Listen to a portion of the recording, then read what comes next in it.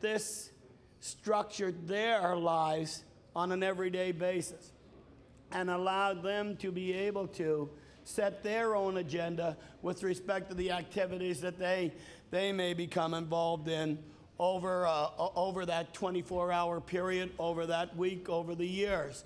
So the self-managed attendant care program had been extremely successful. I want to say, through the pilot project, I want to say as well, Mr. Speaker, I thought that when I came to this Legislative Assembly being somewhat green and not fully knowing the legislation that I would have seen the Disabled Persons Act, an act that would have provided services for people, and it would have been broken down into sections. There would have been components of that act which would have addressed issues such as health service, accessibilities, education, and in fact, employment. And well, accessibility, mobility is in fact transportation, so I want to make that clear.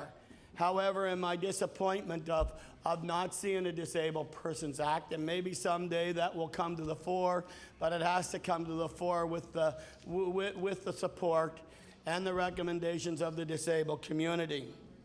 Following back on that, Mr. Speaker, to Bill 179, and in fact the self-managed care support program, I want to say that I sat in this legislature, and each year during budget estimates would talk to the minister about providing additional funding for self-managed attendant care in the province so that other individuals who have already been through this pilot project could enjoy the benefits of being able to hire their own caregivers and setting their own agendas for how they wanted that services provided to them.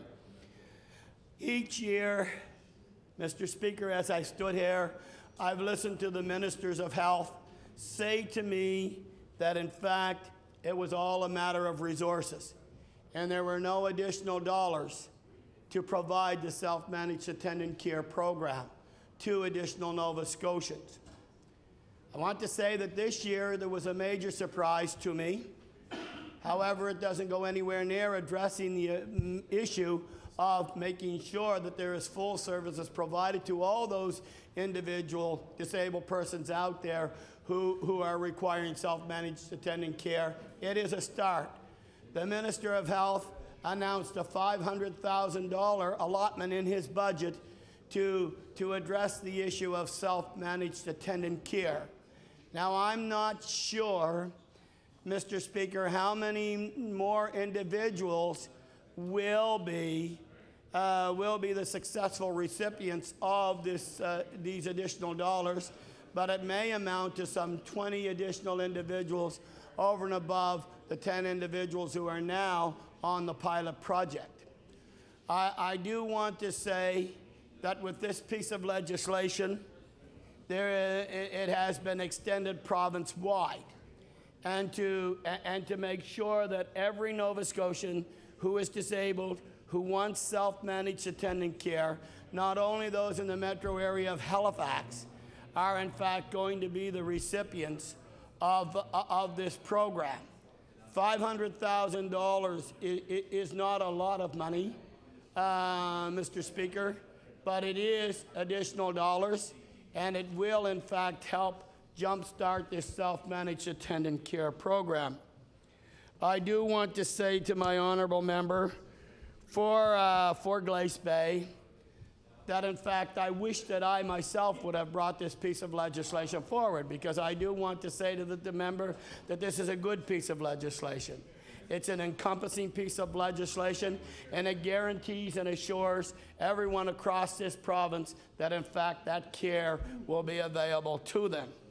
I want also for the member of Glace Bay to acknowledge and recognize that I in this Legislative Assembly, and I know that honourable member does, and my party has consistently brought this issue before the legislative floor for the last 7 years. So I think that that's the beauty of minority governments, is that in fact there are issues that sometimes the only way they're brought forward to government is via legislation. And if that is needed via legislation, then that's the way we have to work, then most importantly, that's the way we must go. And in this piece of legislation, I'm here to say to that honorable member that we are certainly supporting this in principle, the piece of legislation that is brought before us, Bill 179. I want to say to the minister that I do have some concerns.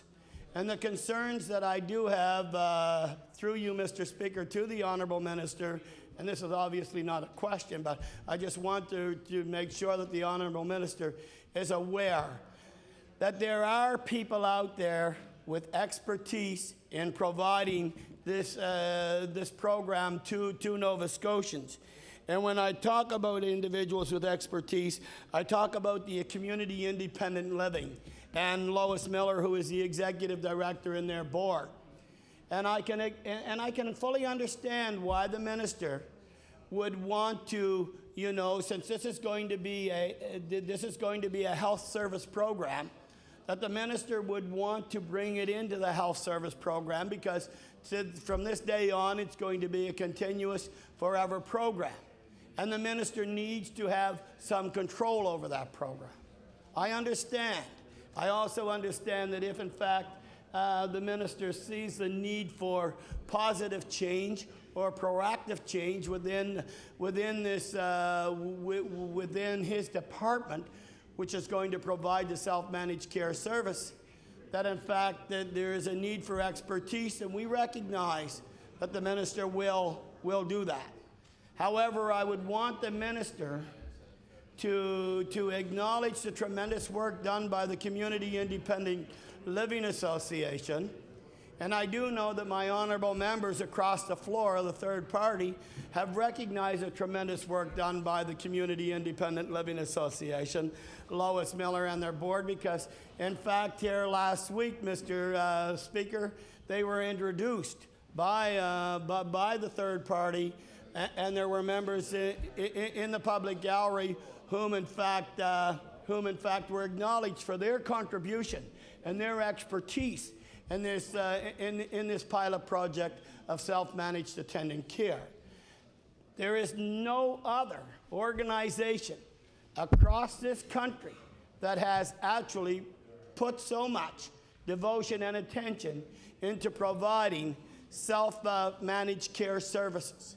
And it is not only operated here in this province, but in other provinces by the Community of Independent Living.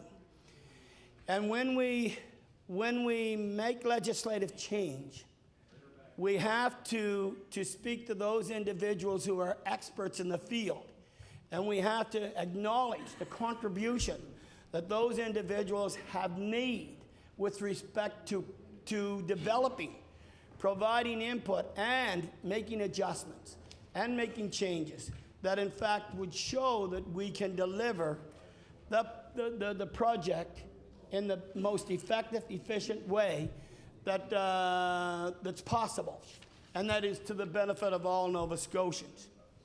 In this piece of legislation, we talk about the kind of care that should be available to the individuals here. And I do want to say, Mr. Speaker, that in some sense, I'm pleased that it is this government who's brought it forward, because if we would have waited until the third party got elected, there is some talk about some moving $140 million out of health care, and that may have affected the delivery of this self-managed attendant care program. I am saying, Mr. Speaker, that that's what may have happened. We have also known that in fact when the former Minister of Health under the Liberal government, Dr. Jim Smith, wanted to borrow the $640 million to enhance the health care program, there was no mention of the self-managed attendant care program at that time. So I do want to say that, Mr. Speaker, it's this government, it's the third party who now recognizes the importance of investing dollars into health care. And we need to know, and I'm not playing politics when I stand before this legislature, Mr. Speaker, but I'm saying that we need to know, and Nova Scotians need to know, what will be cut from the health care budget if, in fact, this political party comes to power. And I think that that's a genuine question that all Nova Scotians are now waiting for. Because if, in fact, we find that there will be a need to cut programs and services, I would certainly hope that this is not one of those programs cut. Mr. Speaker, self-managed attendant care program, we've heard of individuals. As a matter of fact, I most recently talked to an individual who had moved into an apartment, brought his self-managed attendant care into the apartment, self-managed attendant care services into the apartment, and made some significant adjustments to the individual's lifestyle. The individual was extremely pleased that this individual could sit down and talk, look at the possible changes, and knowing full well that these changes would result in a positive lifestyle for that individual. The parents of the individual were a bit concerned at the beginning. They were concerned that there may be difficulty in allowing individuals to select their own care providers. There was difficulty in rather there would be individuals whom, in fact, could provide that services, and what would happen to them when they were out there alone. However, the self-managed attendant care program, Mr. Speaker, is one that allowed the individual the input to say that, look, just because I'm disabled doesn't mean that I'm incompetent, that I'm competent enough, I can do my own hiring, I can recommend my own particular needs, I can set a timetable and an agenda when I need those particular services, and I will set a timetable and an agenda when I need you. Now, I can tell you that this is a tremendous change in the life of a disabled person. And those 10 individuals in the pilot project that have been in this province for some 10 years, although the honourable member who introduced the bill said it was some 10 years ago this year. I believe that it's actually 11 years. That actually 10 years was last year when the pilot project had reached its anniversary date of 10 years. And that would have been the appropriate time for review. And I think obviously it was the appropriate time for review. And the minister and his department certainly looked at the positive entities that can be provided by self-managed attendant care.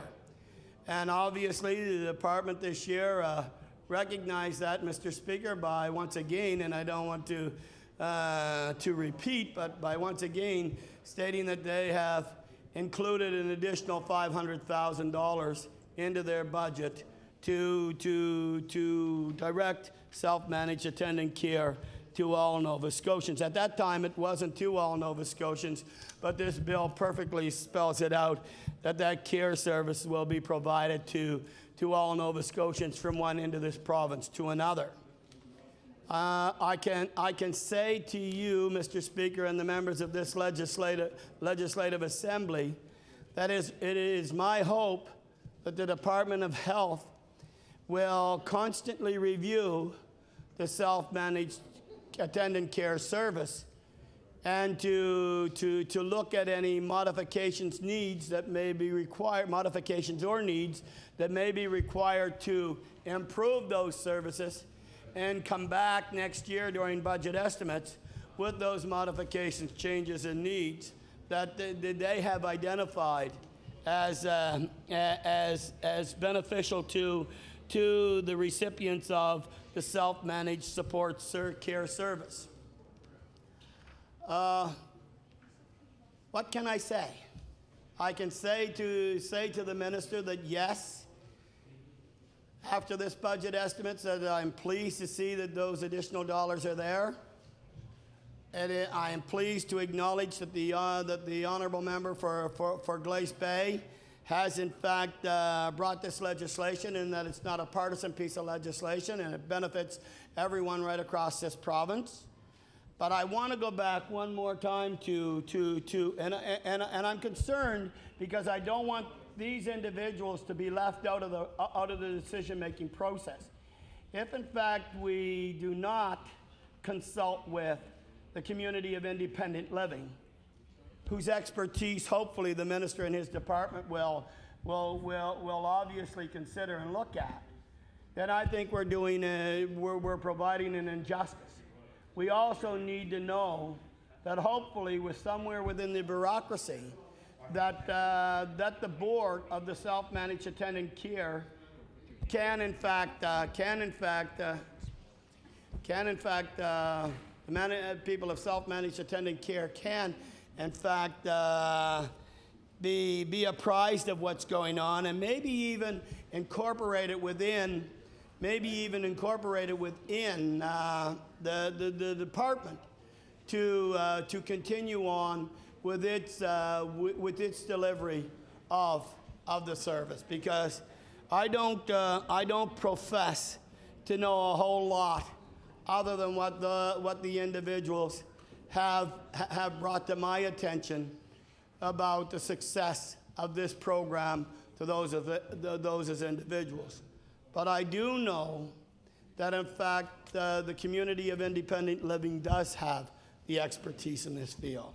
I do know that they know where in fact the best utilization of these resources, and their communications with those 10 individuals who are a part of this pilot project now, and the kind of changes that they have gone through, and possibly the number of recommendations that they can possibly relay to the minister to assure the minister that here are some of what were the pitfalls, here are some of the changes, here are some of the adjustments we have made to accommodate that pilot project program, so that it better benefited the persons who are in need. Now, I also know that there are a number of Nova Scotians out there who are waiting to be the recipients of the self-managed attendant care program.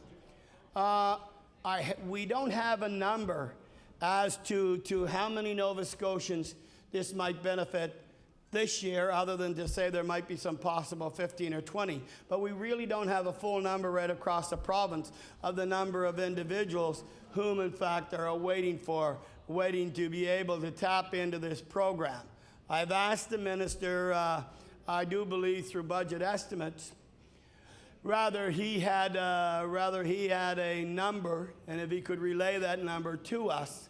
And I think that the minister said that it was still in progress, that they were looking at trying to establish a realistic number, and that once that number was finalized, that they would have a better handle on what kind of resources are needed to continue to provide additional funding to this program. Mr. Speaker, I do say that as I've said earlier, that it would have been my hope that in fact that this would have been one of those items covered under a Disabled Persons Act. That was not to be. It is not here, and hopefully someday we will see a piece of legislation that addresses all the issues of disabled persons, and that the disabled community can say that, look, this is a piece of legislation that's ours, rather than piecemeal pieces of legislation across governmental departments. And that in fact one day I would hope that we would see a ministry for disabled persons. In this province, Mr. Speaker, there are some 21% of our population who are disabled. Now, there are varying degrees of disability, and that number is accumulated in all that number of the 21%, from my understanding. So with those varying degrees of disability, we can recognize that that potential, it has the potential to grow. And the reason I say that is because we're coming up with an aging population as well. And that aging population might very well be a part of this self-managed care service program. I can only tell you from what I've heard out there in the community that this program is long overdue, and that the individuals in this community have been waiting for such a program. I want to say that I am very pleased to have continued to fight for approximately some 7 years on this particular case, and I'm pleased to see that members of the other party, in fact, have carried this challenge. The members of the third party have carried this challenge as well, and I do want to say. Well, now, Mr. Speaker, I do want to say that the honourable member who brought this piece of legislation forward has also members of his party, whom in fact would like to probably speak to this issue as well.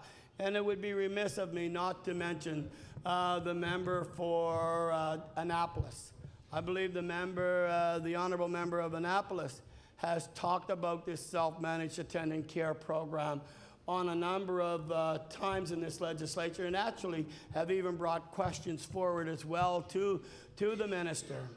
And I do want to say that this is obviously a recognizable need right across this province. It's not in just one area, and in that, Mr. Speaker, helped, I believe, in bringing forward this issue, and hopefully having the government have a change of heart and bringing forward this piece of legislation today.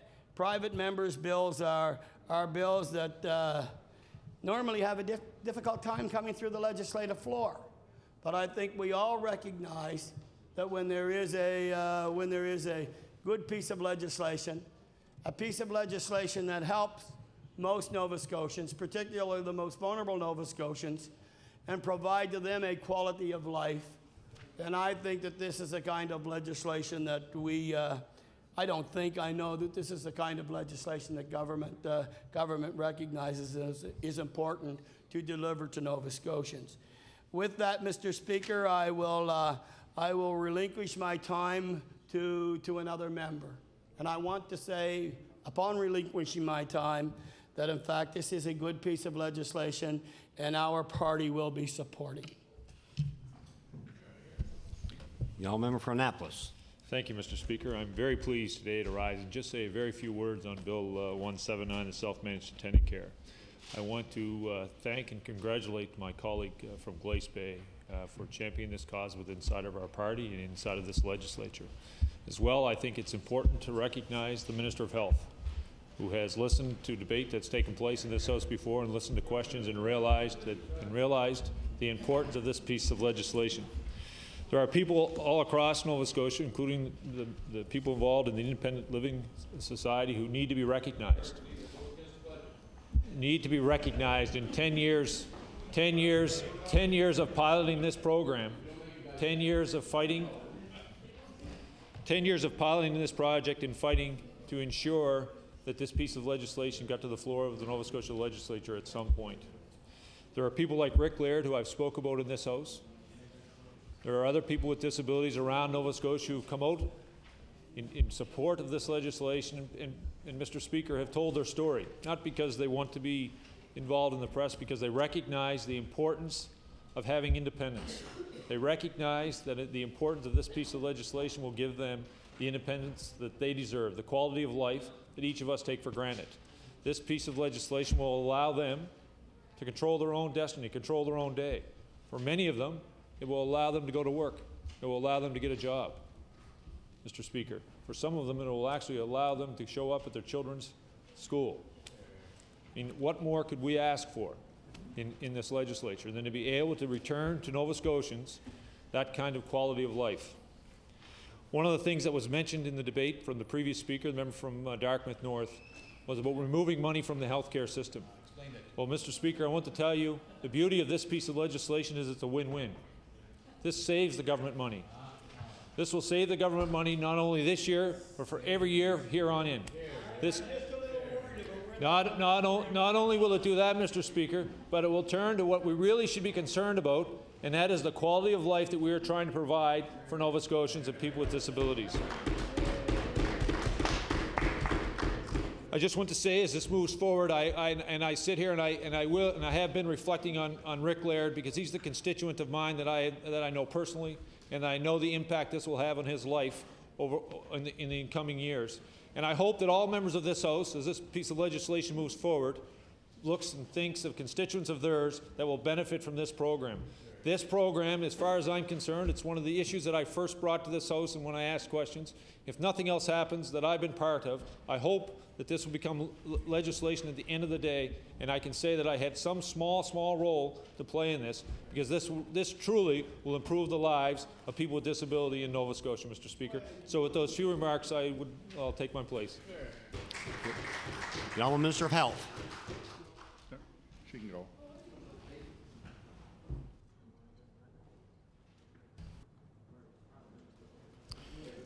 Thank you, Minister of Health. Speaker. I'm very pleased to have this opportunity to speak to this bill. And Mr. Speaker, this is a program that the government wants to offer to Nova Scotians, as has been pointed out by previous speakers. And because of that, we're very pleased to be able to support the principle of the bill.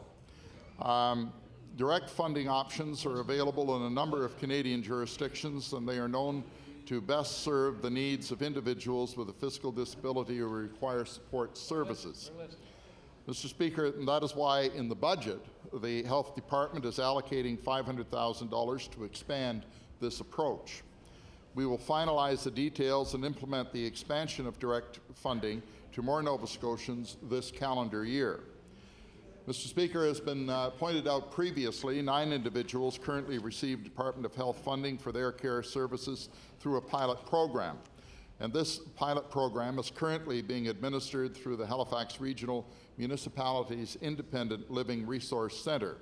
And we very much appreciate the work they have done over the past 11 years, and we've learned a great deal from them.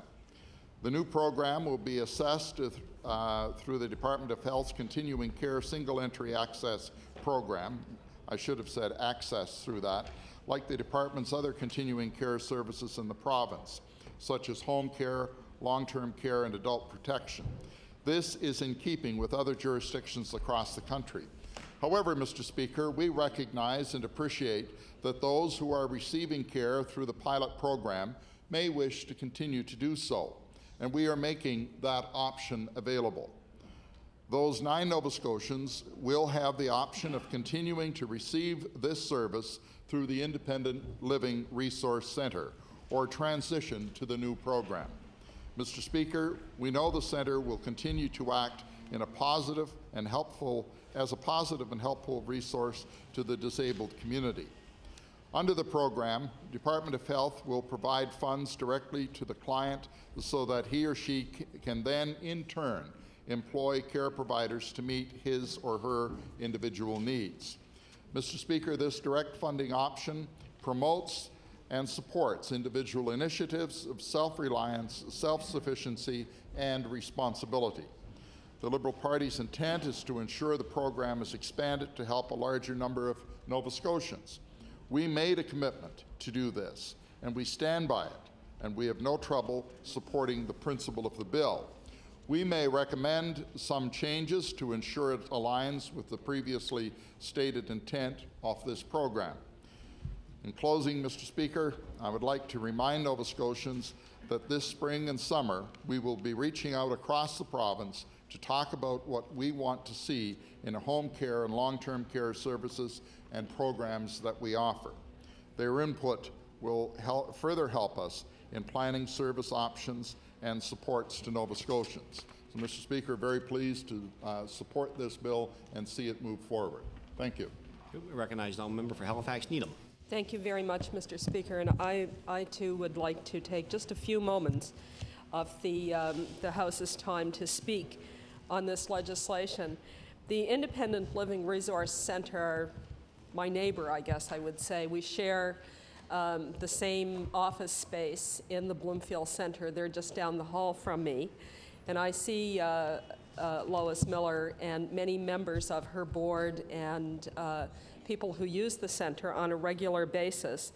And I know that they have worked tirelessly to raise the awareness of all of the members in the legislature about the importance of this program and what it means for those members of our province who live each day facing the challenges of being fully participating citizens of this province when they have a disability.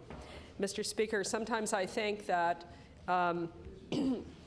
it's fortunate for governments, I suppose, that we don't have a strong public interest advocacy center staffed by lawyers, or a program like this might not be able to be in existence as a mere pilot project for 10 years. This program was introduced 10 years ago, as the Minister of Education is nodding his head, he knows. And for 10 years, only 10 people have been able to get access to self-managed attendant care, which I think could have raised the very real prospect of a human rights challenge or a Charter of Rights and Freedom challenge, because after all, what this does is it sets up entitlement to a program and services that will be available for one group of people, but really leaves a very large number of people who have equal needs and similar circumstances outside the ability to access a program like this. So this is a very important, I think, initiative to move beyond the pilot project status of the self-managed attendant care program that's been here for 10 years, and to actually start looking at those members of our province who have a disability as full partners, full citizens, people who require particular kinds of support so that they can fully participate in their communities. In the course of doing some outreach work on a variety of healthcare issues, including the Mental Health Act, which we'll be talking about, I think, shortly, I met a woman in the Yarmouth area whose name I can't use because I don't have her permission. But I have to say she was she inspired me. This is a woman who for years worked in a small options home as a caregiver, as a support person. And when I met her in Yarmouth earlier this year, she was no longer able to be in that position. She had MS, and the MS had progressed to the point where she is incapacitated in many respects and in a wheelchair. She's 40 years old, and she had home care that came to her house at 8 o'clock in the morning and got her up and assisted her bathing and dressing for the day, and came back at 8 o'clock at night and put her to bed.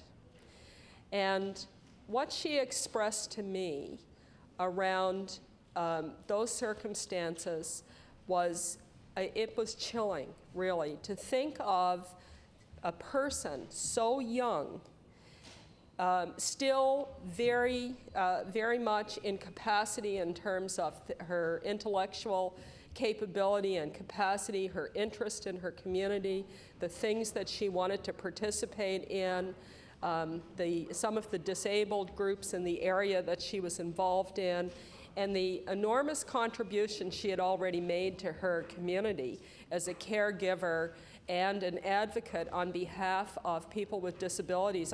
When I was in Yarmouth, I was told that she had been acknowledged at an award ceremony some years earlier, not all that long earlier, Mr. Speaker, for her advocacy in terms of getting accessible crosswalks and sidewalks for people with disabilities in the area of Yarmouth, never thinking, Mr. Speaker, that one day she would be a person with a disability in a chair and in fact would benefit from that kind of work of her advocacy.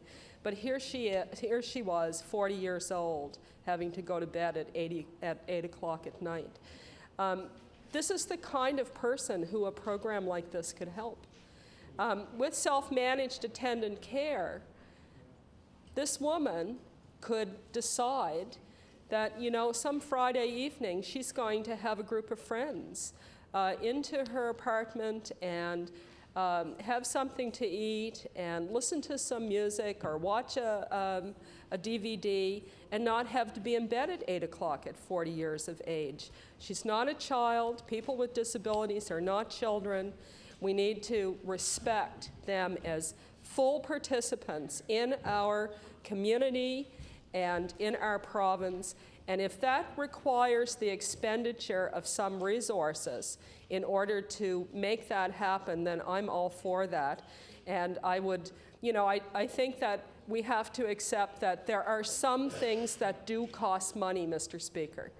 But if our values tell us that those are the right things to be spending money on, then I'm all for that. I would think that you don't have to argue strenuously that spending money on a woman like this so she can have some quality of life is something that we could all support. And we probably could support that than spending money on some of the foolish advertising that we see coming out of government sometimes that's no more than self-congratulatory bafflegab that nobody remembers than 1 week after it's been released. So I did want to say how important I think the self-managed attendant care is. I want to congratulate the member from Glace Bay for bringing this forward. I want to thank the government and the Minister of Health for recognizing that the time has come to move beyond a pilot project. And I want to say as well to my colleague, the member from Dartmouth North, who has frequently dropped into my constituency office on his way to the Independent Living Resource Center, that I've appreciated over the past 7 years of being here, his strenuous advocacy on behalf of people with disabilities and the way he too has pushed for the expansion of this program beyond a pilot project. So with those few words, Mr. Speaker, I will take my place. Recognize all member for Halifax Clayton Park. Thank you very much, Mr. Speaker. I think that many of the members in the House today share my enthusiasm for this bill and recognize that it is a wonderful step forward for the government to finally extend and expand the self-managed attendant care that's available in the province. My own experience is based very much on a constituent basis on the issues that have come to me as an MLA in the area, and in the cases that I have dealt with, it's been so painfully clear that we needed this very much. We needed choice, we needed flexibility, we need to empower people so that they can have more control in their lives and set their own time frames and dictate, in a sense, their own needs so that they can be met. And for some people, the current available home care just doesn't do that. And in the case of one of my constituents, who I won't name today, but his care was very much compromised by the fact that he worked shifts and worked nights and wasn't able to get the home care at the right time of day because he really needed to sleep until about 2 o'clock or 1 or 2 in the afternoon, and that split a shift for the nursing company that would be coming in to do the care, and that didn't work for them, and therefore he in fact has had to stop work the last few months because he just couldn't do it. And it's really just a question of being able to dictate the time at which the caregiver arrives. And under a program like this, he would have that control over his life. And we're talking here about quite a young man who has a job, who contributes, who is part of our community, who as I say, pays his taxes, and has really had his life and his choices curtailed. But a program like this can really address that need. And I do want to thank the Minister of Health, who has dealt with me specifically on that issue, and I'm sure on many others of that nature. But what is so obvious was that under the existing tools available to the Minister of Health, he wasn't able to find an alternative because our programs and our available array of existing policies and programs didn't provide an alternative. And now we have that by expanding this pilot project that's been in place for 10 years, and albeit by doing it a different way, by now making it part of the Department of Health. At the same time, the recognition is there that this needs to exist, that it needs to be extended, and again, that the pilot project has been an irrefutable success. We've known that, and we know that it saves money for the province in the long run. So not only do you have people who are able to live fuller lives as a result, which is our biggest goal, you're also doing it in a very cost-effective way, and you're allowing the Department of Health to respond and meet needs that are tremendously important in our communities. Certainly, as many of us get older, we need more flexibility, we need more programs, because we're going to have people who have various needs to be met in order to continue to be functioning and fully part of our lives and our community. So this is a wonderful step forward. As I say, I'm very pleased to see that the government has listened to those needs and really recognized the importance of them and responded so much to the cry for help from people with disabilities who have asked for more say in their lives and asked for more control over how care is provided for them. And I think that this is a very positive thing. I think that again, the flexibility and the options that it offers is going to be such an improvement over what is currently available, and I do want to fully support this bill and thank the government for bringing it forward. Thank you very much.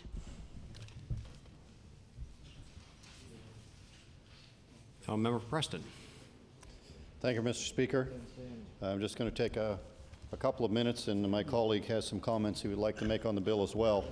I'd just like to put on the record that one of my constituents, Mr. Kevin Murphy, was one of the strong proponents of this bill, and he's a success story that we really should be told.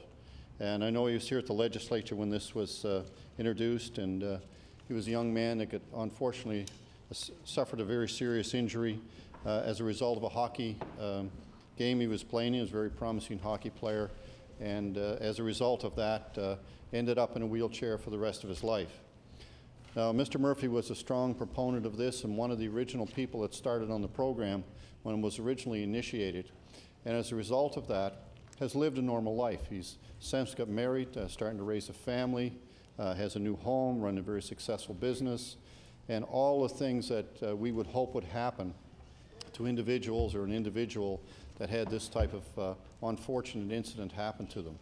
And I just wanted to put that on the record today. The program does work.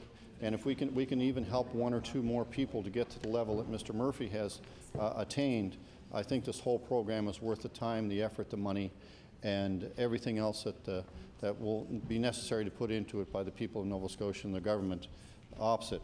And I just want to thank the government for calling this bill and making it possible for many more Nova Scotians to live a happier life than they possibly could any other way. And with that, I'll hand it over to my colleague.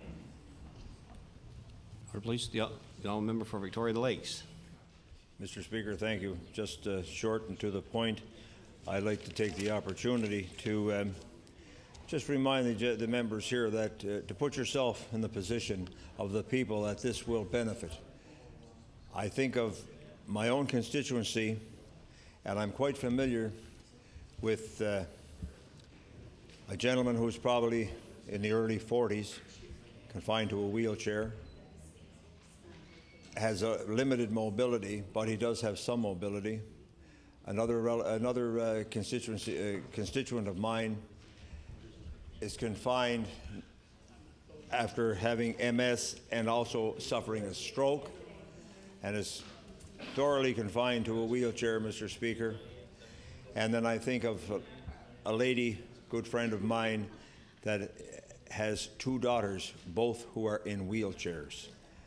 And if people think that they have problems today, they should shake their head a little bit, because what these people have to overcome on a daily basis, and the way it was existing now, is that think of yourself if you had to shave, wash, get dressed on somebody else's schedule. What inconvenience, what embarrassment, what lack of freedom that you would have. And then you're taking these people now and allowing them the freedom that we enjoy. Just the fact of being able to wash, shave, dress, come and go when you and I feel like it, or when they feel like it. And I believe that this is legislation that's long overdue. I really appreciate the government bringing it forward.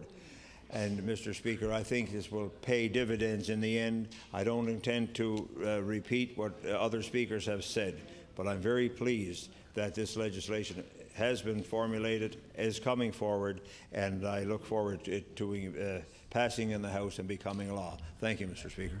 Recognize the Minister Glace Bay, member for Glace Bay, to close debate on Bill 179. The honourable member for Glace Bay. Mr. Speaker, I would move second reading of Bill 179. Motion is for second reading of Bill 179. Is the House ready for the question? All those in favor say aye. Contrary-minded, nay. Motion is carried. Bill 179, title and act respecting support services for disabled persons in self-managed care. Order this bill be referred to the Committee on Law Amendments. The Honourable Deputy Government House Leader. Yes, thank you, Mr. Speaker. Call public bills for second reading. Public bills for second reading. Call Bill number 203, Involuntary Psychiatric Treatment Act. 203. The Honourable Minister of Health. Thank you, Mr. Speaker. I move that this bill be now read a second time. Mr. Speaker, the new Involuntary Psychiatric Treatment Act guarantees that Nova Scotians who are unable to make treatment decisions because of a mental illness get the treatment they need when they need it. This act replaces mental health legislation that I introduced in the fall of 2004.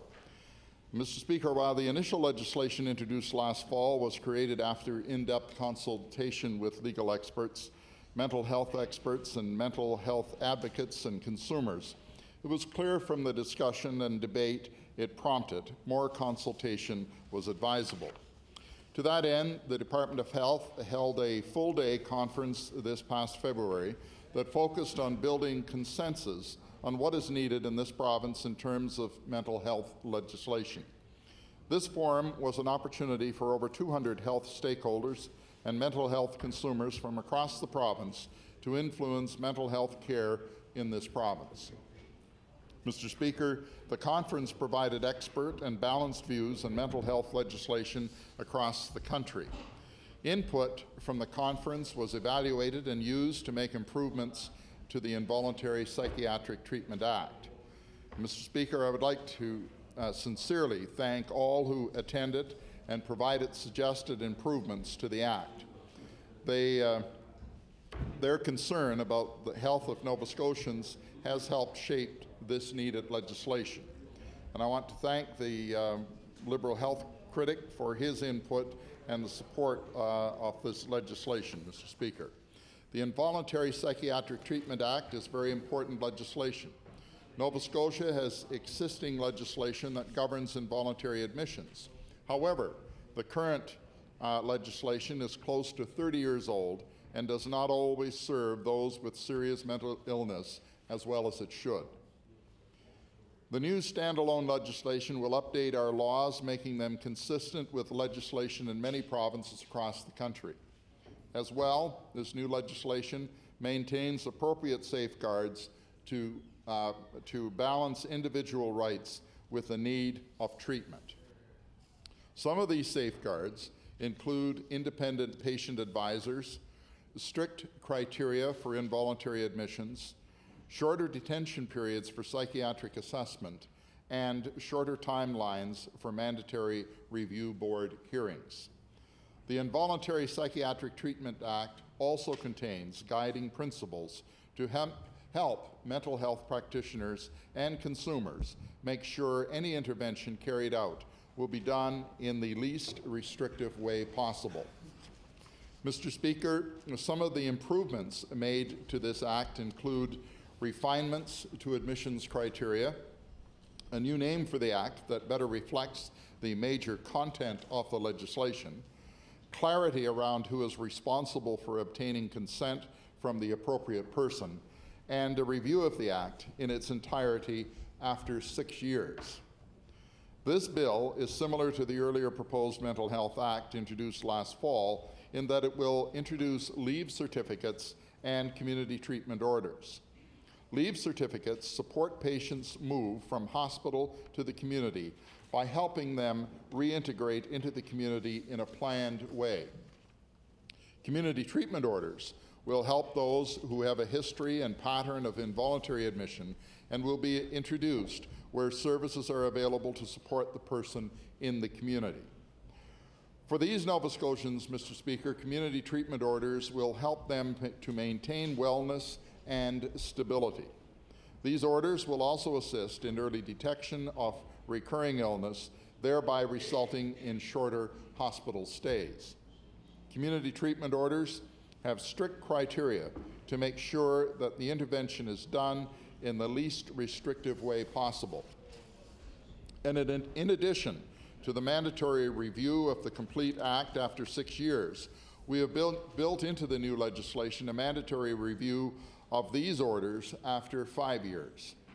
Mr. Speaker, this bill calls for both these review findings to be tabled in the House of Assembly. These reviews will allow us to ensure that this legislation acts as it was intended. Mr. Speaker, the Involuntary Psychiatric Treatment Act will improve the mental health system and bring us a step closer to achieving a better, more responsive system. Our first step in this process was establishing comprehensive standards and indicators for mental health services, making Nova Scotia the first province in Canada to do so. These standards and indicators form the basis of the mental health strategic direction for the next 5 to 10 years. Mr. Speaker, we recognize that more resources are needed within the mental health system. Government just this month announced that an additional $4 million in funding is being added over the next 2 years through the Department of Health budget. Having program standards in place will help us identify more easily the areas of greatest need, which means that these new dollars will be targeted to where they will make the most difference to Nova Scotians. However, Mr. Speaker, we need to understand that not all needed reform is linked to funding the mental health system. Legislative reform is equally important. It is our responsibility to make sure that those who are unable to make treatment decisions due to a mental disorder get the treatment they need when they need it.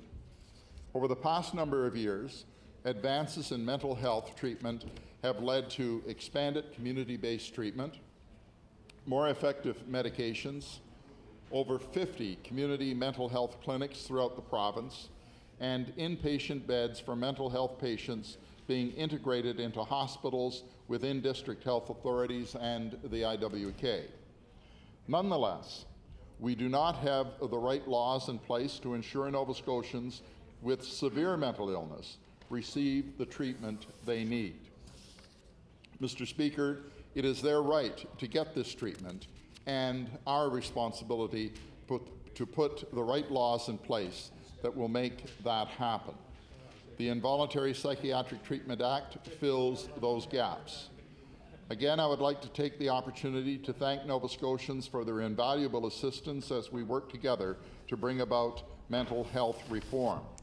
In particular, Mr. Speaker, I extend a sincere thank you to the Mental Health Legislation Development Committee, the Law Reform Commission, key stakeholders, experts in law, mental health professionals, mental health consumers, families, Representatives from the district health authorities and mental health groups have indicated the support of the honourable member for Glace Bay.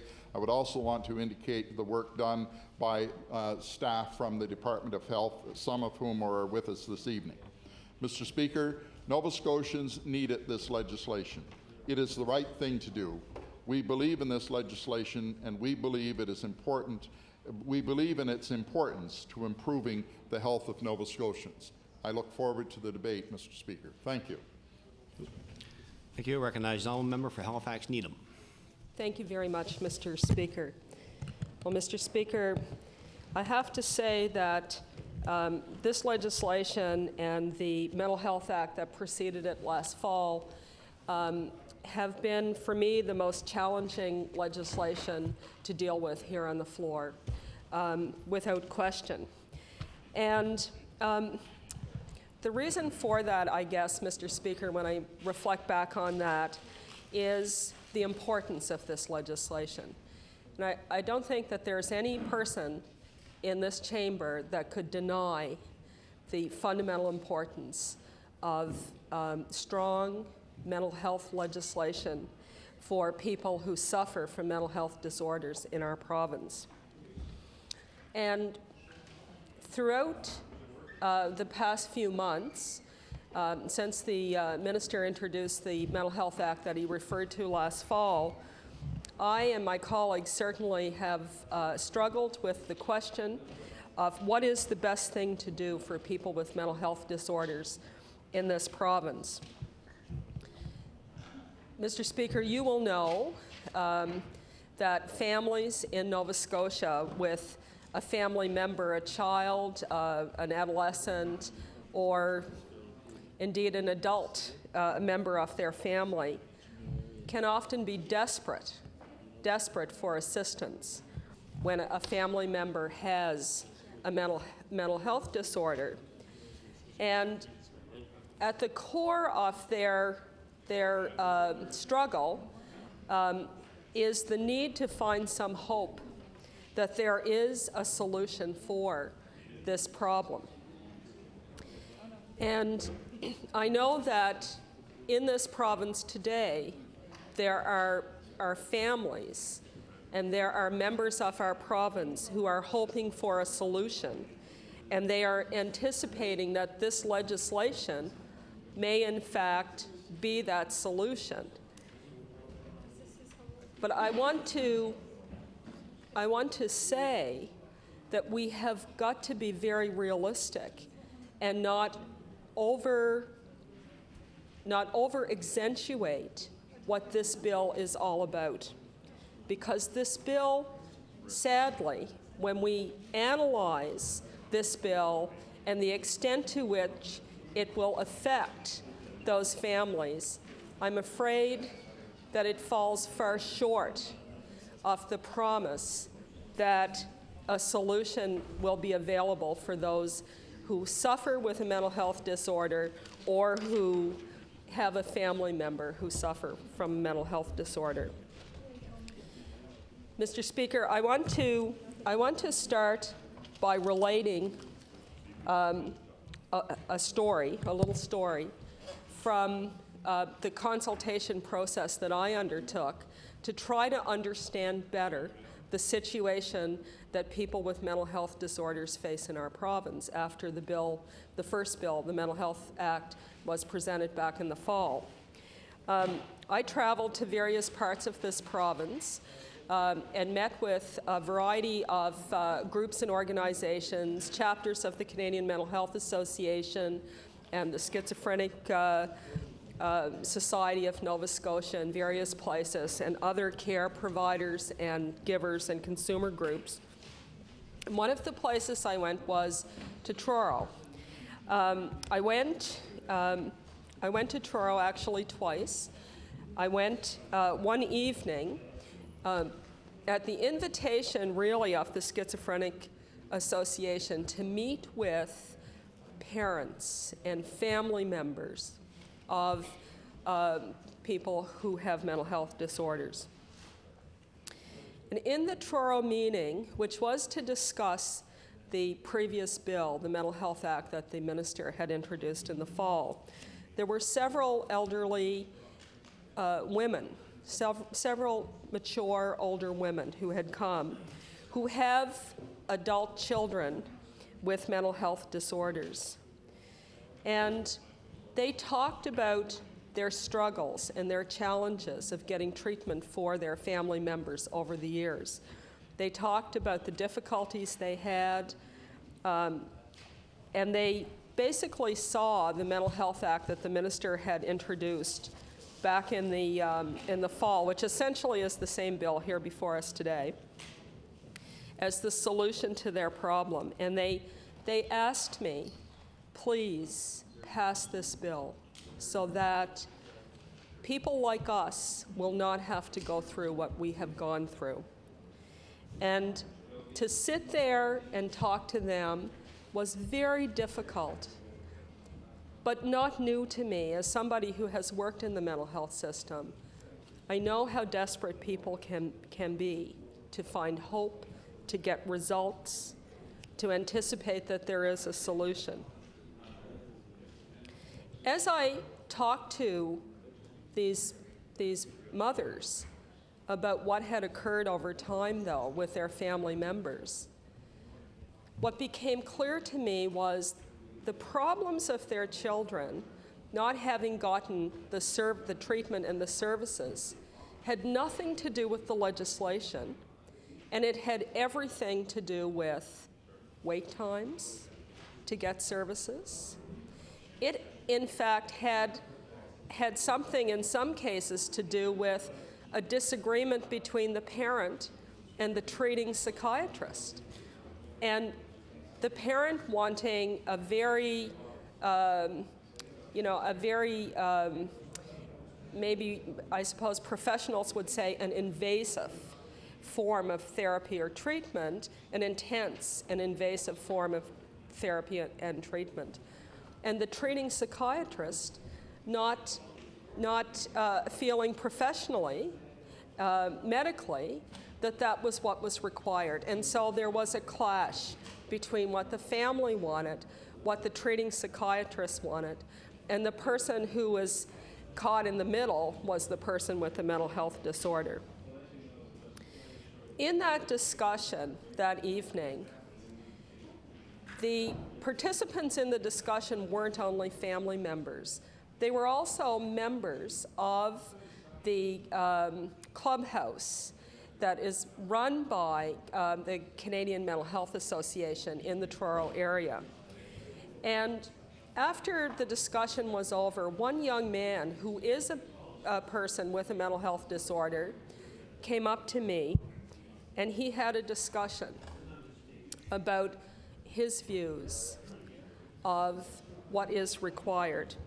And he told me about his struggles to find a level of medication that would allow him to be able to function, to control his schizophrenia, but also not to become comatose, to allow him to still get up in the morning, go to the clubhouse, participate in job training, participate in an education program, to have friends, to lead a fairly normal life, all within having his schizophrenia controlled.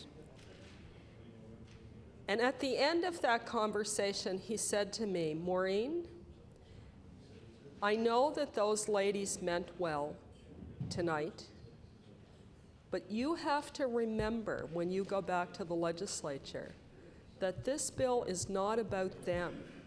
This bill is about me. And I have to tell you, Mr. Speaker, that is etched on my mind now. And that, in fact, has been the lens through which I and my party have looked at this bill. The ultimate test of this legislation will always have to be about the person who has the mental health disorder. It is about them. And as gut-wrenching as the family stories can be and are, and as much empathy as we may have for those who have a family member with a mental health disorder, ultimately, Mr. Speaker, this legislation is about the people who have mental health disorders and how we treat them in our province, in our communities, and in our healthcare system. So that will be my starting point into this debate on this bill. Now, Mr. Speaker, as the minister has said, he introduced the Mental Health Act last fall. And at that time, it failed to get the support of my party, the NDP, the Liberal Party, the Canadian Mental Health Association, and some others. And the government has now reintroduced the same act with some minor changes. The changes of the bill that we are discussing here tonight, of this new bill, essentially is a change in name, so that the bill is no longer the Mental Health Act. It is now the Involuntary Treatment Act. And Mr. Speaker, this is a change that is a more honest representation of this act, I would have to say, because if you remember, we said back in the fall that the bill the minister had introduced, in fact, wasn't about mental health at all, but it was more about involuntary treatment. Now, I know, and I will be quite interested to see and hear and listen, and I will assure members I will listen carefully to the debate on this, because this is such an important piece of legislation. And I will listen carefully to my colleagues in the third party, the Liberal Party, to understand what it is that they see as having changed in this bill so significantly from the fall until now. I know I heard a news report where the honourable member from Glace Bay indicated that there was now a 6-year or a review in year 6 of this bill that certainly was something that he wanted to see. The only other change of any note in this bill from the first bill is around the test for involuntary detention, and that the words bodily harm and violence have been taken out and replaced by serious harm. And some might say that that even lowers the bar in terms of what the test is for involuntary detention from the bill that was tabled here in the fall. The other thing that has been removed from the bill in the fall, which I think is actually a good thing, was some wording around the possibility, the impending deterioration, which is indeed a very difficult test to predict the future. And I believe some of the DHAs probably had some real concerns about that wording. Now, what is the government's argument for this legislation? The government says that people will now get treatment they wouldn't otherwise get. The government says that the existing law is outdated and it's cumbersome and it's buried in the Hospitals Act. It's 30 years old. I think that one of the things I learned when I went around the province talking to people was how little people actually understood about the existing Hospitals Act. In fact, there were quite a few things about the existing Hospitals Act that I didn't understand until I started doing more research. The existing law in Nova Scotia today, without this bill, is as follows. If you have a mental health disorder, there are 2 ways to get admitted to a psychiatric hospital and to get a bed in a psychiatric facility for 24-hour observation. One is, with the consent of the individual and at the request of a qualified medical practitioner, and this is called being an informal patient. You're there on a voluntary basis and you can be admitted. This bill will actually change this slightly. It will say that no longer can it, that only access to a hospital bed on a voluntary basis will occur if a psychiatrist makes the referral, not a GP, and the hospitalization has to be beneficial to the patient. So in some ways, some aspects of this new act are actually going to could limit voluntary admission and voluntary access to hospital beds. Now, I would say if that occurs, our wait times will be even longer. We have, as you know, Mr. Speaker, more than 1,000 people, children, youth, adults, just in the Capital District alone, waiting for assessment and waiting for treatment on a voluntary basis. So, in a way, this act is reshaping, it's tilting a balance in terms of access to hospital bed facilities in a psychiatric psychiatric facility, away from voluntary admission to involuntary admission. Now, it seems to me that there very well will be people who voluntarily require services that need access to a hospital bed. So I'm not sure that this is the best thing for us to do. In the current act, the Hospitals Act, also you can be hospitalized involuntarily.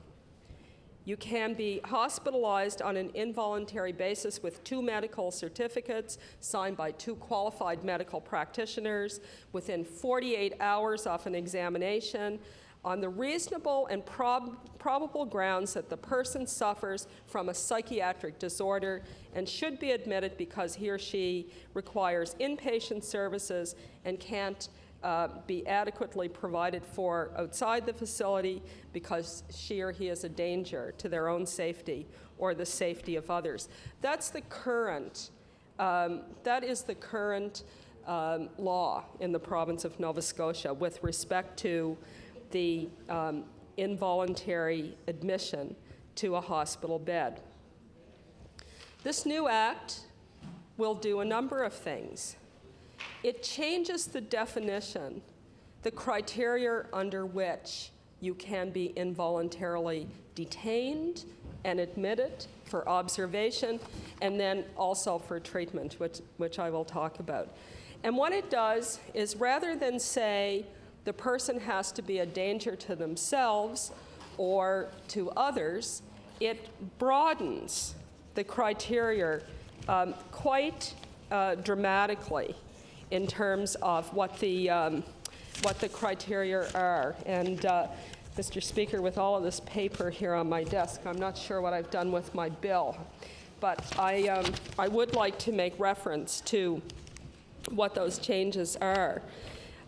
So a person who is threatening or attempting to cause serious harm to himself or herself, or has recently done so, has recently caused serious harm to himself or herself, or is threatening serious harm toward another person or who has recently done so, et cetera, et cetera. If you read this definition, it's quite substantially more broad than the whole idea of being a danger to oneself or to someone else. And this is something that we have been concerned about from a rights perspective. And I want to say, Mr. Speaker, there are 2 there are two things that have to be weighed when you look at this legislation. You have to weigh rights and you have to weigh treatment. And in many respects, our argument is that this bill actually fails on both sides of the equation. It fails on the right side, but it also fails on the treatment side. And I think what I will do is deal first with the treatment side and some of the concerns we have had and will continue to have around the treatment side. In the current Act, the Hospitals Act, there is a requirement that there be a facility review board. And the facility review board is there to annually report to the legislature on its activities. It is also there to automatically review whether or not patients who are involuntarily held in a psychiatric facility after a particular period of time should in fact be maintained as involuntary patients. It has a number of other functions as well as an appeal function if somebody who's in a facility and feels that they're being wrongfully detained wants an appeal. And annually, the Facilities Review Board is supposed to report to the legislature. It's in the Act. It kind of makes me wonder, in a way, about some things that are in this Act that haven't happened. The last report we have from the Psychiatric Facilities Review Board is in March of 2002. So we haven't had a report from this board, even though the current legislation says that they're to report annually to the legislature. I want to read what this board said the last time it reported to the legislature, and I would be happy to table this when I'm completed my time in the debate, Mr. Speaker. I won't read the entire thing. In its opening preamble in their last report, they talk at the beginning about their powers. And they make this comment about the powers in the existing Hospital Act of Nova Scotia with respect to mental health provisions. They say these powers, these responsibilities, well, their powers as a board, these responsibilities and powers are formidable since they can operate to deprive the individual of the right to make decisions concerning oneself and authorize detention and treatment against one's wishes, even in situations in which no criminal act has been committed. Outside the areas of criminal law and child protection, this power to intervene with individual autonomy is unprecedented. Now, this is what the Psychiatric Facilities Review Board says about the existing powers of the various players under the existing Hospitals Act. Goes on to talk about their activities in the past year. It gives a little bit of statistical overview of how many reviews they had done, how many appeals they had heard, and so on. And that's quite interesting, but I'm not going to read through it at this time. What I want to talk about is what this report tells us, what this board tells us at the end of 2002 about how many people right now in the province of Nova Scotia, or at the time of this report, were involuntary patients in hospital, okay? They say for the first time last year, so that would have been in 2001, for the first time last year, the board had access to statistics showing the total number of times formal status, remember that's involuntary status, 2 certificates, is invoked at any of the psychiatric institutions throughout the province. In 2001, 2002, there were 387 formalizations. In 2000 and 2001, there were 358. In 1999-2000, there were 381. In 1998-99, 353. And in 1997-98, 387. So they range between 353 and 387. Now, this is a very small number of people who require involuntary hospitalization and involuntary treatment in psychiatric facilities. It's a fairly consistent number over a 5-year period, 6-year period. The board goes on to talk, though, about what this group of people require. In part 3, and I quote, lack of community resources. The board stressed in last year's annual report and in previous reports the lack of available resources in the community for placements of severely mentally ill patients to reduce the need of hospitalization. Recommendations in previous government-commissioned reviews of mental health services, such as Dr. Robert Bland and Brian Dufton, who released their report May 31st, 2000, in which was referred, blah, blah, blah, recommended the Department of Health develop a housing program for those with severe mental illnesses, as well as small regional intensive care residences. And they go on and they talk about the need to deal with the Kendrick Commission report. And they talk about the fact that over a period of 3 or 4 years, this particular facility review board we have attempted to alert those concerned of a serious problem with the lack of resources available in the community, particularly in the area of housing for those with severe mental illness. This problem has been flagged as major, not only by the board in 3 consecutive annual reports, but also in 2 separate reviews commissioned by the present government. With yet a 3rd review underway, we can only hope. Well, Mr. Speaker, we can only hope. And this has been the point that we have tried to make in the NDP caucus. The problem with mental health services is not a problem around legislation. It's a problem of access to mental health services. It's a problem of resources in the community to keep people well. Mr. Speaker, the Facilities Review Board also has something to say about community treatment orders, which is a big piece of the legislation that's in front of us today, and I'm not going to speak about this at this moment, but I will come back to it. So, Mr. Speaker, what we have here is a piece of legislation that the government says is focused on a small group of people who need treatment but are unable to get that treatment because they're incapable of making that determination on their own.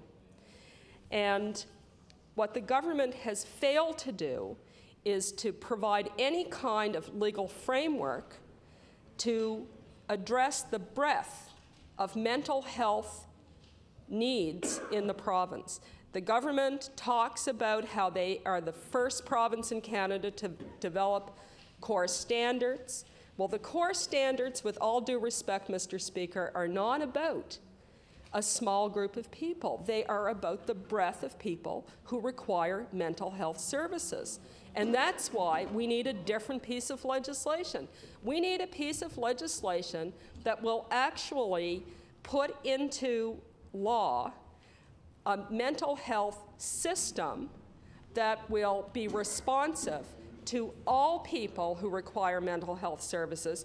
And frankly, if we had that in place, perhaps we wouldn't need involuntary treatment to the extent that we do. If we could provide treatment for people at the early stages of their illness, perhaps they wouldn't deteriorate to the point where all that is left is involuntary detention, holding people, and enforced treatment. Now, Mr. Speaker, I want to talk a bit about the community treatment orders that are such a big part of this legislation. Not only does this legislation broaden the definition of the grounds on which somebody can be involuntarily detained and held and treated, it also extends what we believe are fairly coercive measures of treatment beyond the walls of the healthcare facility into the community.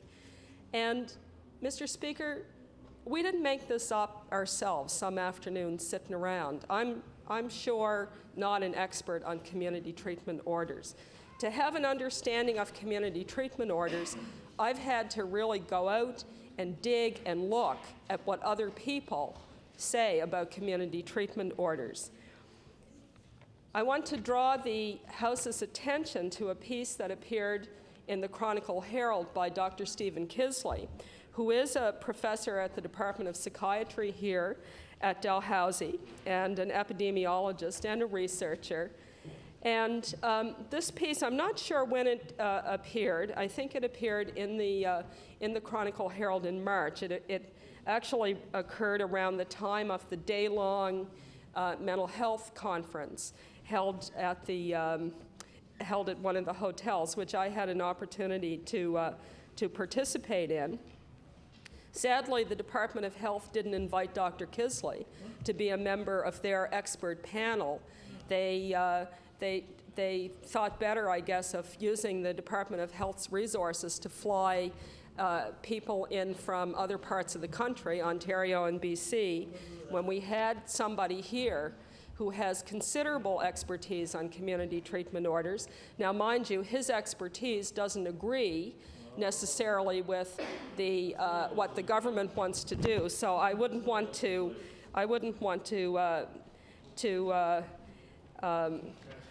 that's right, cast aspersions on why the government didn't offer Dr. Kisley an opportunity to come and speak.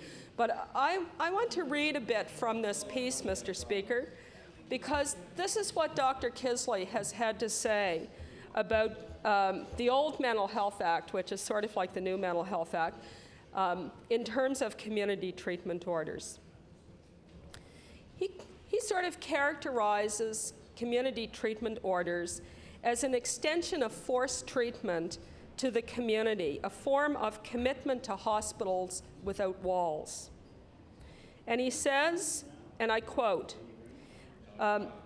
he talks about the people who are for community treatment orders and what they say. He says, this is the claim that community treatment orders will improve the security of patients in the outpatient setting, prevent recurrent admissions, and ensure continuity of care.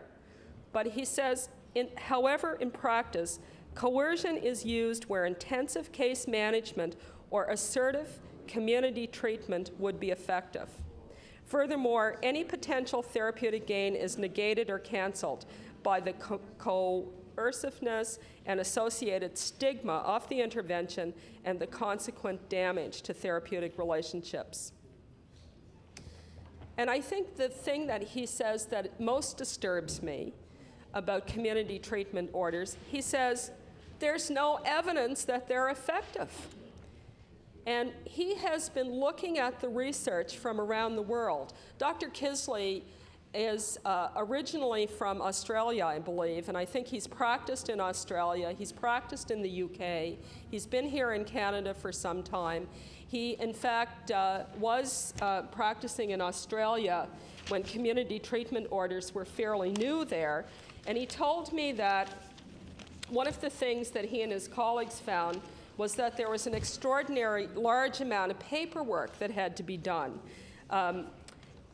to go along with community treatment orders. And one day, he and his colleagues sort of fed up with all of the time that they had to spend filling out paper and not seeing patients and doing research that might benefit patients, led them to ask the question, do they work? Do they reduce admission to hospital? Do they reduce the number of bed days that people spend if they have to be readmitted? Do they delay readmission? And the answer to all of those things was no. They don't do these things. Moreover, he explains in this article that in order to get the benefit, in order for one person to benefit from a community treatment order to prevent one readmission, you'd have to have 100 community treatment orders. So that means you'd have to have 99 people whose rights and freedoms you will curtail so you can get one benefit. In order to prevent one episode of homelessness, you'd have to have 25 community treatment orders. In order to prevent one arrest, Mr. Speaker, you'd have to have 500 community treatment orders. That's what Dr. Kisley says in this article. So, Mr. Speaker, there is no evidence that community treatment orders are the way to go, yet community treatment orders are one of the core, if not the core, piece of the legislation that's in front of us tonight and that was in front of us back in the fall. Dr. Kisley says, and I quote, "Everyone knows," perhaps except for the Minister of Health, although he doesn't say that, that's my editorial comment. "Everyone knows that services for people with mental illness are woefully funded in this province.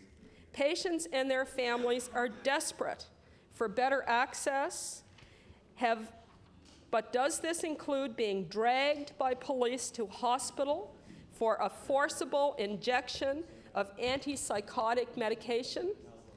End of quote. He says, "Community treatment orders are an unwelcome distraction from the real campaign of adequate resources for people with mental illnesses in terms of health services, community supports, training, and accommodation. We need to improve services so radically that compulsion is unnecessary." And Mr. Speaker, I'd like to ask one of the pages maybe to make a copy of this, and then I'll table the copy.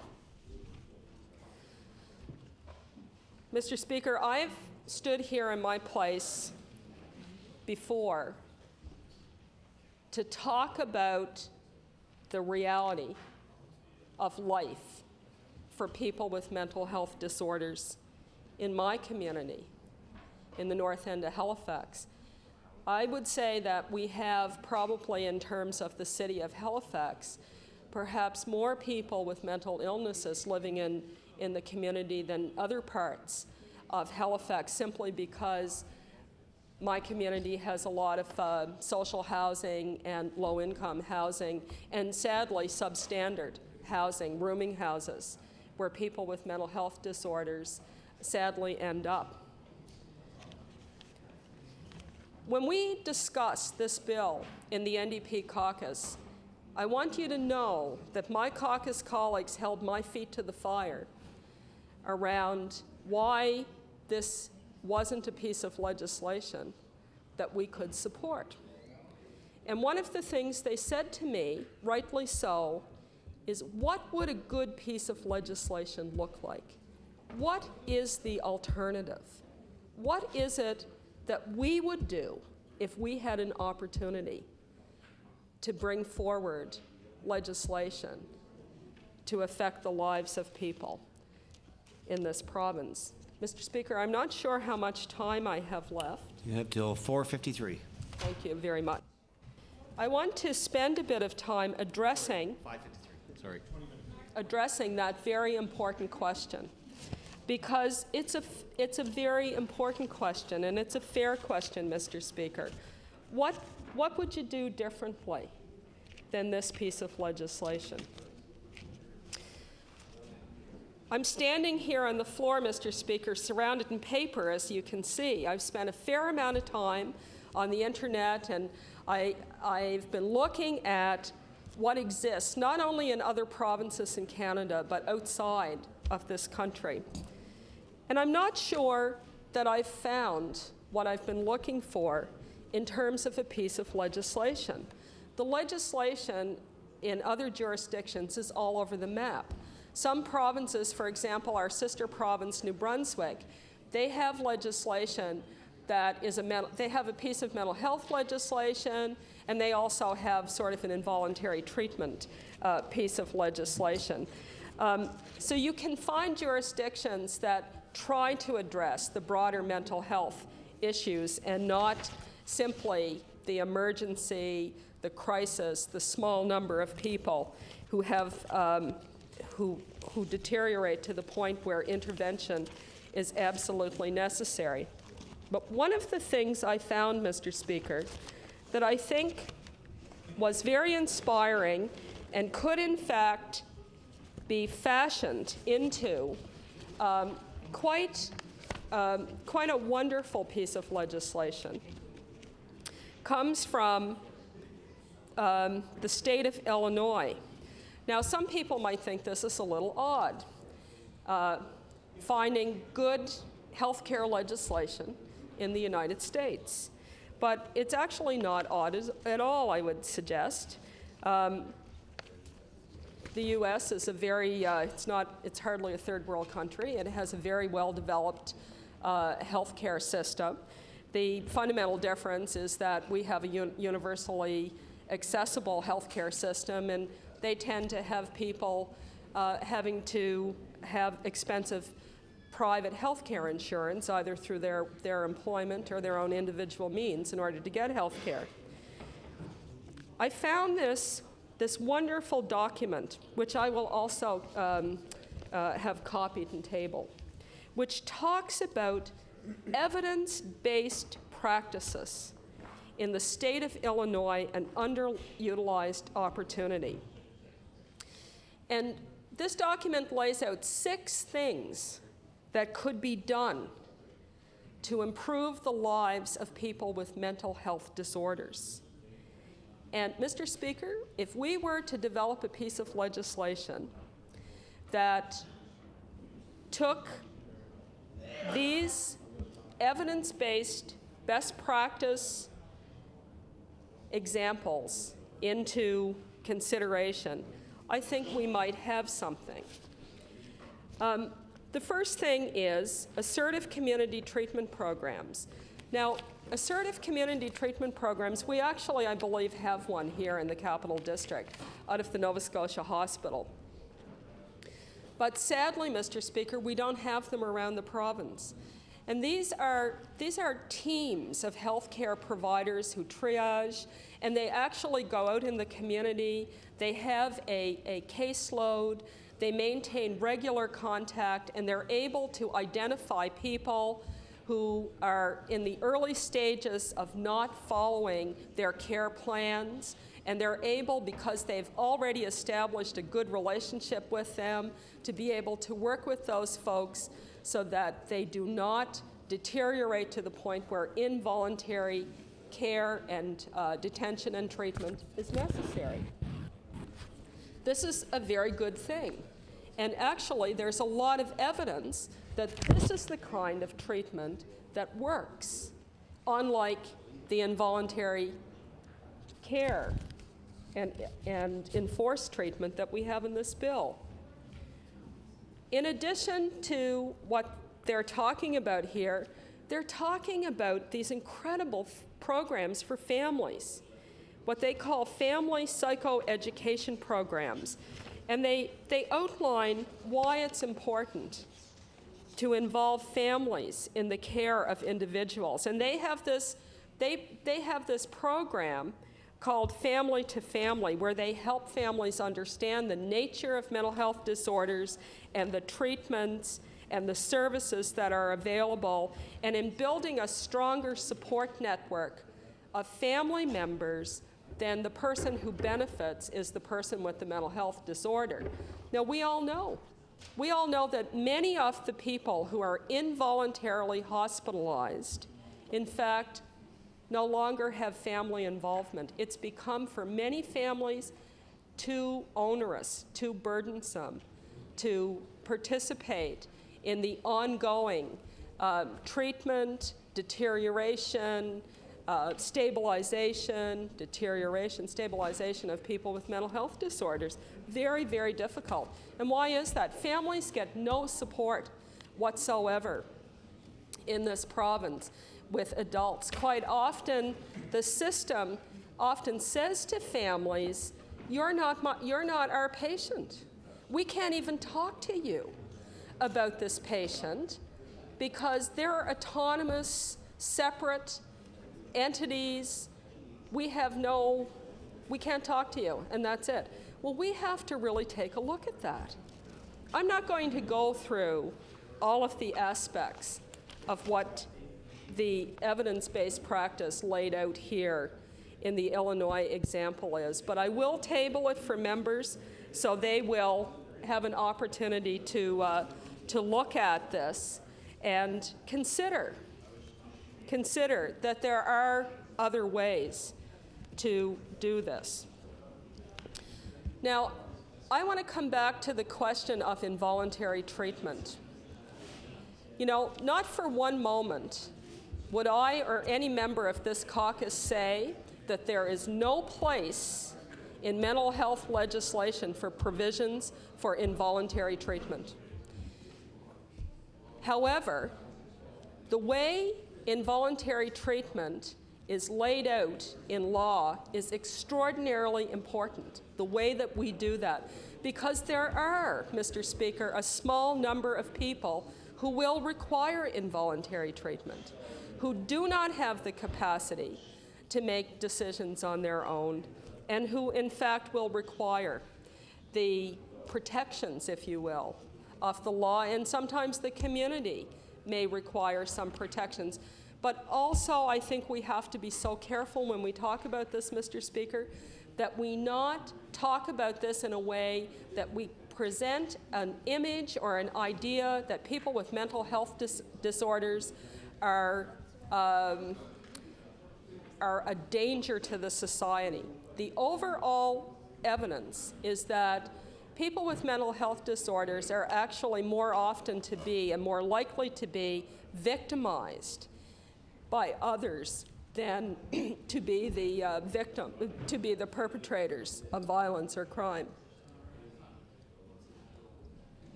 There will be times, Mr. Speaker, when there will be requirements for involuntary detention, involuntary assessment, and involuntary treatment.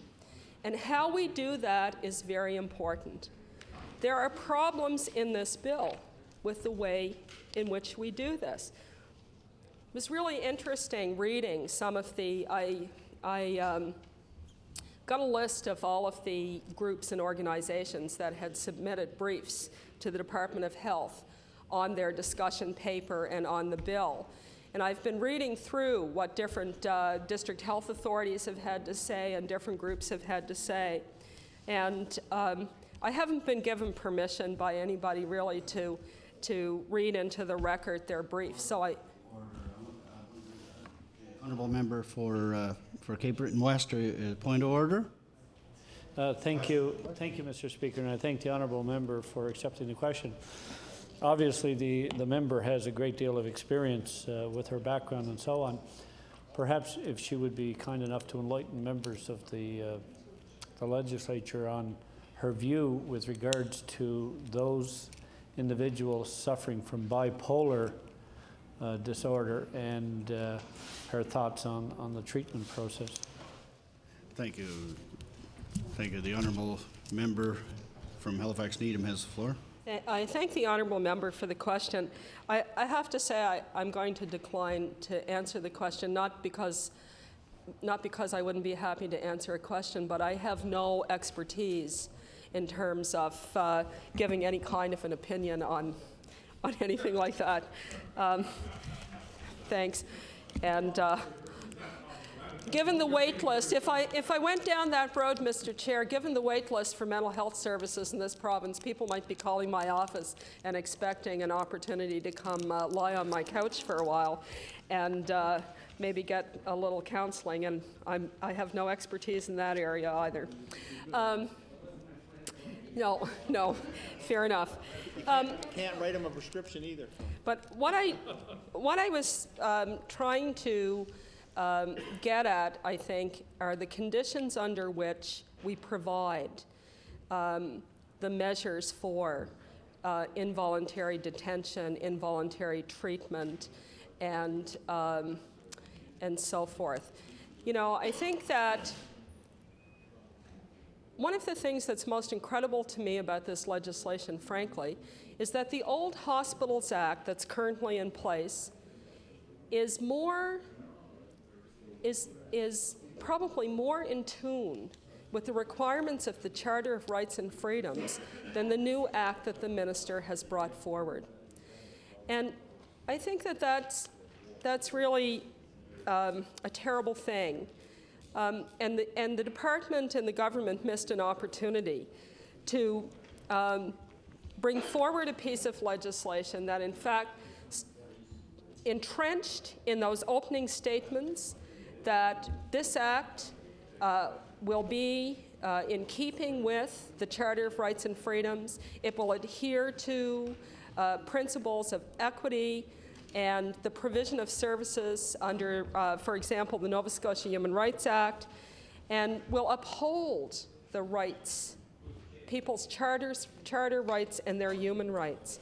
If there's anything we need in this province, I think it's a strong message from our government that discrimination against people, particularly people with mental health disorders, will not be tolerated. In many respects, the mental health disability, if you will, is one of the most serious stigmas that people face in our community today. And that wasn't really addressed in the bill. But I want to go back to the question of involuntary treatment. You know, this bill makes provisions for a police officer to pick up and detain, to pick up, detain, bring to a mental health facility an individual who the police officer, the peace officer, feels has a mental health disorder. It makes no provision for what happens if the police officer is wrong. The police officer goes to the facility with that person. They're seen by somebody who says, no, you know, this is not a serious mental health disorder within the definition of the Act. There's no requirement that that person be returned to where they came from or anything like that. And I think one of the district health authorities, actually, in their submission to government, pointed out some of these very real things that happen now under the Hospitals Act with this kind of approach that is not necessarily a sensitive approach to dealing with people with mental health disorders. And I think that what we've done here is we've created a piece of legislation that's entirely now about coercion, about picking people up, forcibly bringing them to a facility. We even have a section in this new bill, Mr. Speaker, where a person who is a voluntary patient at a facility who decides to leave can be detained and restrained.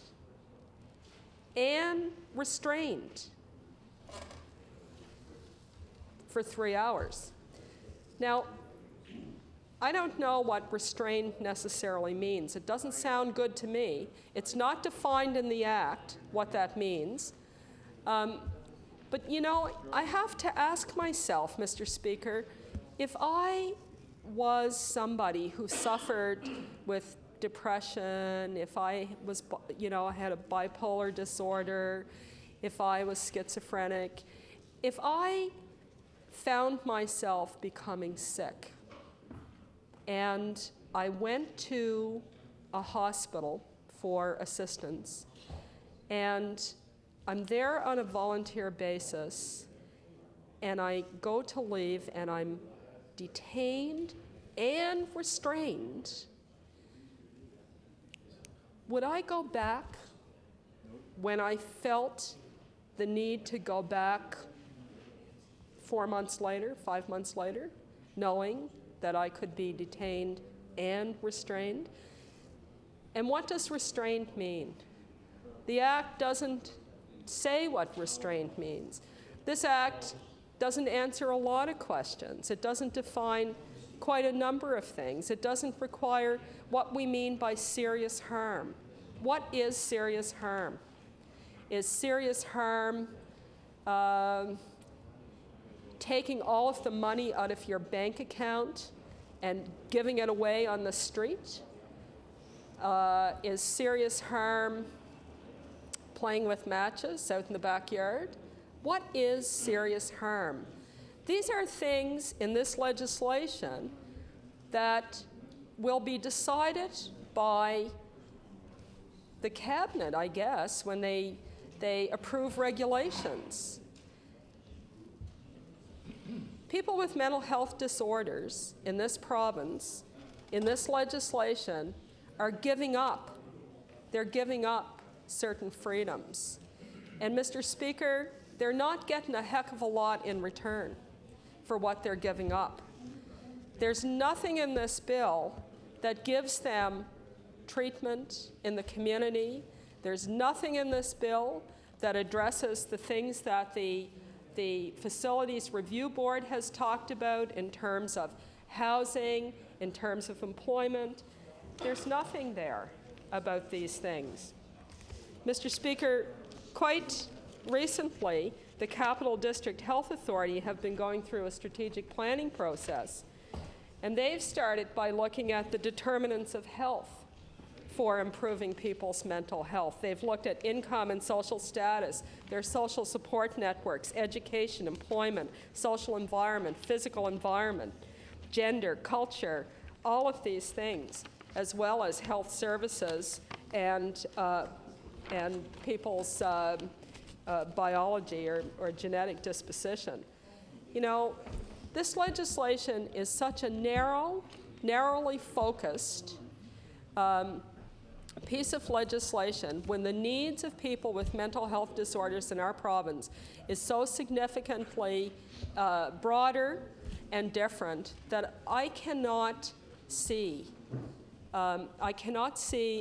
why this is the government's focus and why they didn't take an opportunity to really build a much more robust and effective piece of legislation, a piece of legislation that would get people the treatment that they require at the early stages in their mental health disorder, that would give them the kinds of things, supports they need to be well in the community, and that in fact would eliminate the need for involuntary treatment when they get into a crisis. And Mr. Speaker, I look forward to hearing people at law amendments and having some really tough questions answered about how this bill could work. Thank you. Thank you, member. I recognize the member for Glace Bay. Thank you, Mr. Speaker. I know I intend to take a certain amount of time, but the time will probably be longer than what takes us to the moment of interruption as I address our support for Bill number 203, the Involuntary Psychiatric Treatment Act.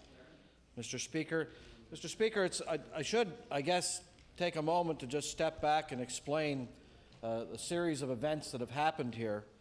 This, when it was previously introduced under another name, another bill, we decided at that point in time to take a step back and examine things that were going on. We felt as a caucus, when the Mental Health Act was introduced last fall, that we were expected as members of the House of Assembly to come to a decision on what was a very important piece of legislation after just a few short hours of discussion.